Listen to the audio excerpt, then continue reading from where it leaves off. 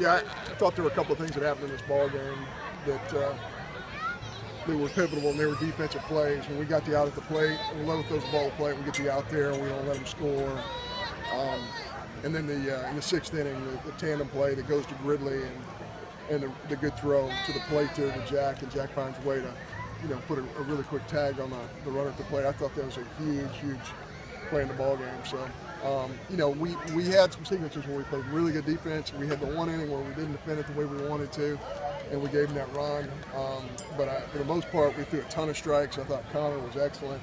He got in the fourth. He had a couple of big misses to the arm side, and we felt like we needed to get Daniel in the ball game. He threw it really well last night. He only threw about 8 pitches, and just really, actually, I think he only threw 4 pitches.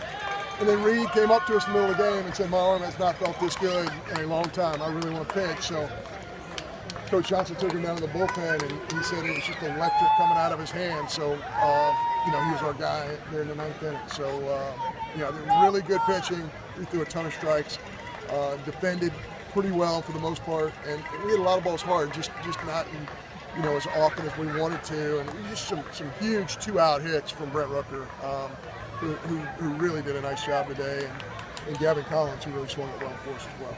Kind of get the sense from the players that really relieved after getting the sweep. Did you kind of sense that from them too? They all know what's at stake. It's not necessarily a sweep. It's a sweep. It's an SEC win, and you keep putting stuff on your resume. Every one of these wins pads your resume, and all these kids know what's at stake in terms of the postseason and the regular season. As I mentioned before, we have goals as a group, and most of those goals are still intact. And you can't say that. There aren't a huge amount of teams that have all their goals right in front of them, and this group does, and they want to take care of those goals. They want to achieve those goals they set for themselves. Did Megan get hit by a foul ball? I think it was the 8th or 9th or whatever it was in the dugout. You know what? I don't know. Okay. I don't know if he got hit on a ricochet or not. Okay. I think he's fine. I asked him if he was okay. I think he's good, but yeah, that was kind of a scary moment. It's one of those moments you don't want to be writing something down when that happens. Yeah. How hard has it been for you guys to just get that mindset to get that game 3 win? Is it different? Yeah, you just got to be able to concentrate for long periods of time, and I think our kids have been able to do that. We just haven't. So the third day has all been about us throwing enough strikes, and again, that's what we did a great job today. Because if we throw enough strikes, we're going to play good defense, and we're going to put some good swings on the baseball. We let some games, slip through. I thought Game 3 against LSU, we had a 4-1 lead, and we kind of let that slip through our fingers because we didn't throw enough strikes. At Alabama, we let the one game, we had a chance to sweep those guys, and we let that one game slip through our fingers because we didn't throw enough strikes.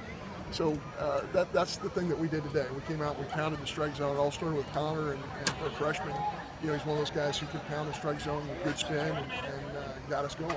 How trouble in the bases loaded? What made you go to Brown over other guys?